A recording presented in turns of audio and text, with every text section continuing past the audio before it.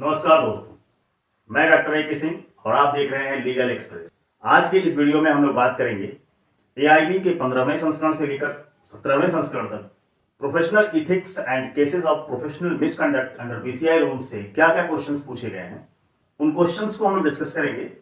ये क्वेश्चंस निश्चित रूप से आपके आने वाले एआईबी एग्जामिनेशन में आपको हेल्प करेंगे और ये बहुत ही महत्वपूर्ण होंगे। इन क्वेश्चंस की मदद से आप इस सब्जेक्ट को समझने की कोशिश करिए।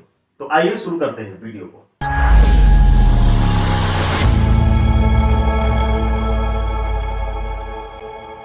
देखिए, यहां पहला क्वेश्चन पूछा हुआ है, बार काउंसिल ऑफ इंडिया को इसके तहत अधिवक्ताओं के लिए पेशेवर आचरण और शिष्टाचार के मानक निर्धारित करने होंगे।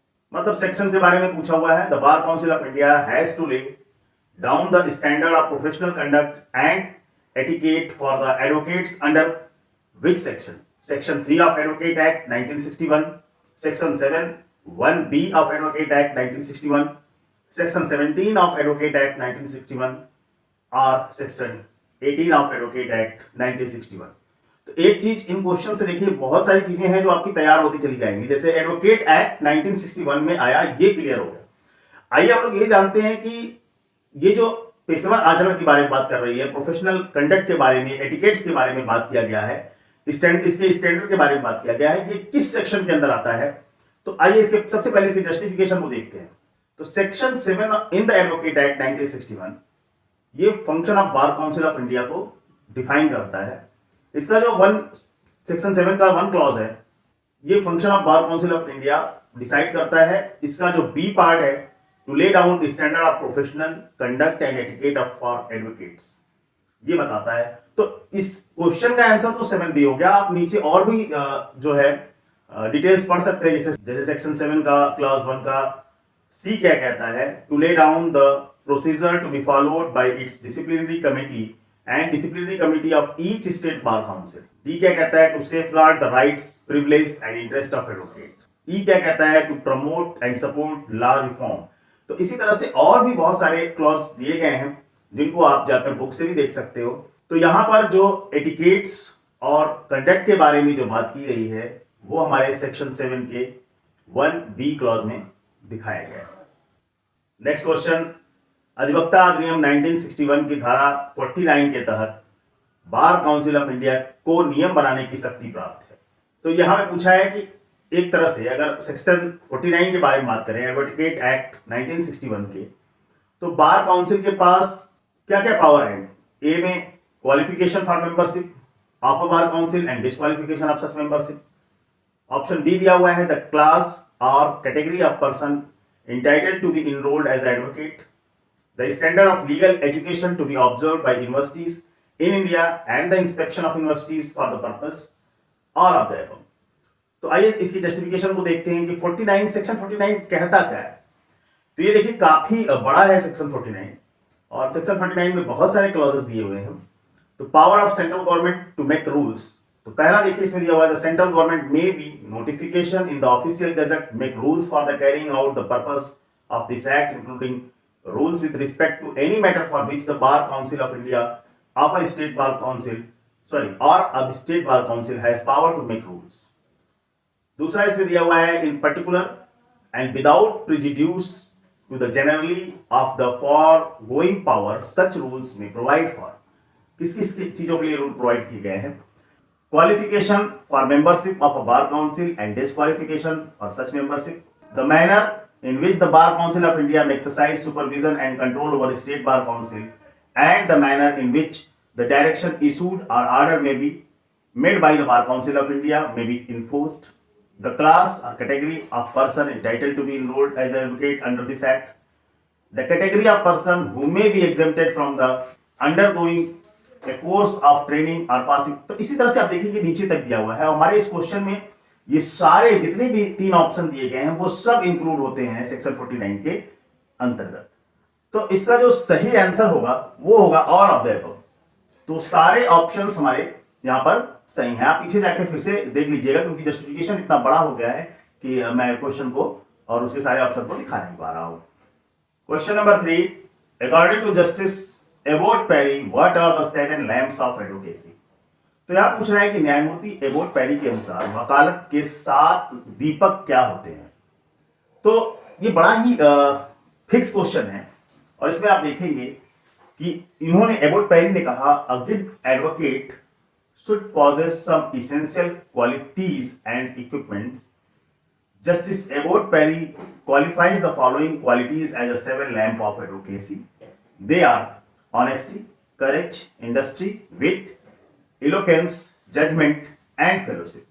तो इसके अकॉर्डिंगली हमारा कौन सा ऑप्शन सही होगा, तो ये हमारा ऑप्शन नंबर बी यहां पे फिट बैठता है। Question number 4, punishment of advocate for misconduct has been given under section of the Advocates Act.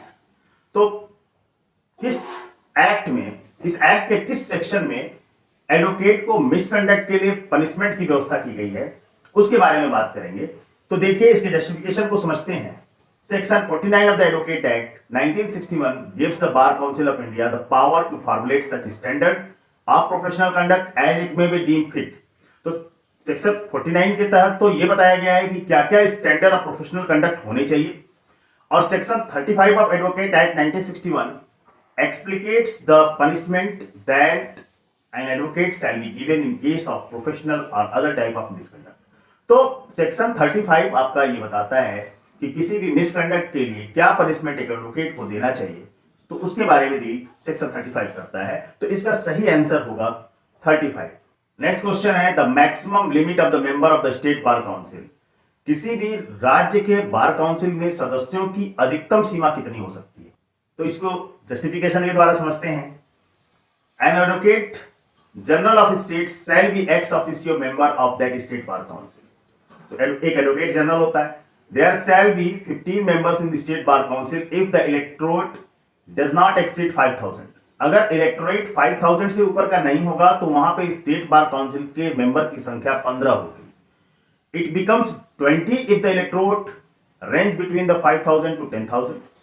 अगर इलेक्टोरेट हमारा जो है 5000 से 10000 के बीच होगा तो इसमें मेंबर्स की संख्या 20 हो जाएगी। There shall be 25 members in the council if the number exceed 10000। अगर ये नंबर 10000 के ऊपर चला जाता है तो इसकी जो मैक्सिमम लिमिट है सदस्यों की वो 25 हो सकती है। तो इसका सही आंसर क्या होगा, इसका सही आंसर होगा 25। क्वेश्चन नंबर 6 यहां पे दिया हुआ है बार काउंसिल ऑफ इंडिया द्वारा अपने नियम बनाने की शक्ति का प्रयोग करते हुए बनाए गए नियम। तो ये बहुत ही आसान पीछे क्वेश्चन से आप देखते ही आ रहे हैं। Rules made by bar council of India in exercising it's rule making power under the advocate act 1961। ये आपको याद हो गया होगा, और ये पीछे से बहुत ही आसान क्वेश्चन पूछा हुआ है कि एडवोकेट एक्ट 1961 था या कोई और ईयर में था, तो 1961 हम लोगों को ये याद हो गया है। क्वेश्चन नंबर 7 यहां पे दे रहा है an advocate may while practising take up teaching of law in any institution which is affiliated to university so long as the hours during which he is so engaged in the teaching of law do not exceed, gap दिया हुआ है, hours in a day। इसका मतलब ये पूछ रहा है कि अगर कोई एडवोकेट प्रैक्टिस करता रहता है और उस प्रैक्टिस के दौरान अगर वो कहीं पे पढ़ाना चाहता है या पढ़ा रहा है, जो किसी कॉलेज में पढ़ा रहा है या यूनिवर्सिटी में पढ़ा रहा है, वो या कॉलेज किसी यूनिवर्सिटी से एफिलिएटेड है, तो एक दिन में मैक्सिममली कितने आवर्स का क्लास ले सकता है, ये रूल बनाए गए हैं।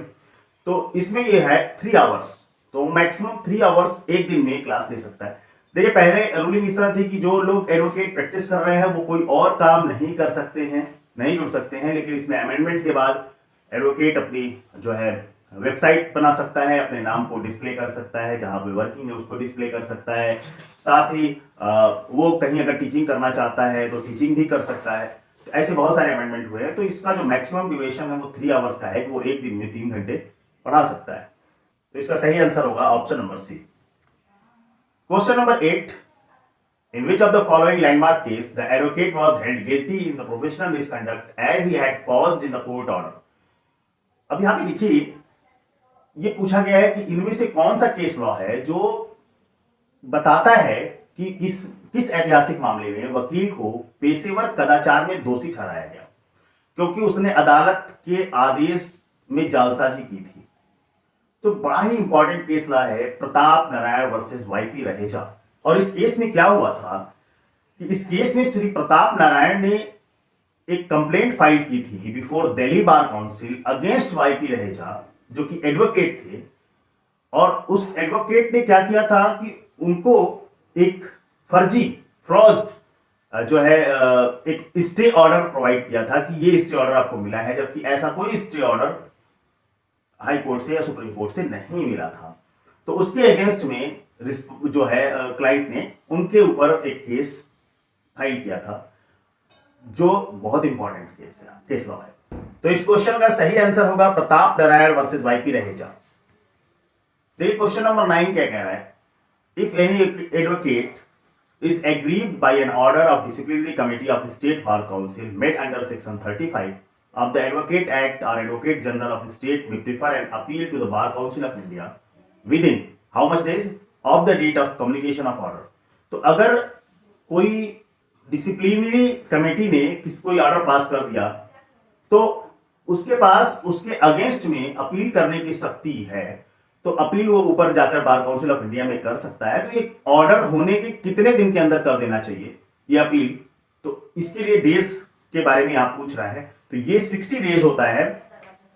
Any person agreed by an order of the disciplinary committee of state bar council made under section 35 of advocate general of the state may within 60 days of the date of the communication of the order to him prefer an appeal to the bar council। तो ये appeal आप जो है 60 दिनों के अंदर कर सकते हैं। अगर कोई ऑर्डर जो है डिसिप्लिनरी कमेटी ने ले रखी है तो आप इन बार काउंसिल ऑफ इंडिया को कर सकते हैं। तो this is all about the questions that is asked from the professional ethics, जिसके बारे में हम लोग बात कर रहे थे। तो उम्मीद है कि आपको ये लेक्चर समझ में आया होगा और आपको निश्चित रूप से आपके ऑल इंडिया बार एग्जामिनेशन में ये जरूर हेल्प करेगा, जो पिछले 3 सालों के क्वेश्चन पूछे गए हैं। तो आपको ये वीडियो कैसा लगा अपने कमेंट के माध्यम से हमें जरूर बताएं, अपने लाइक्स जरूर करें और चैनल को सब्सक्राइब करें। धन्यवाद।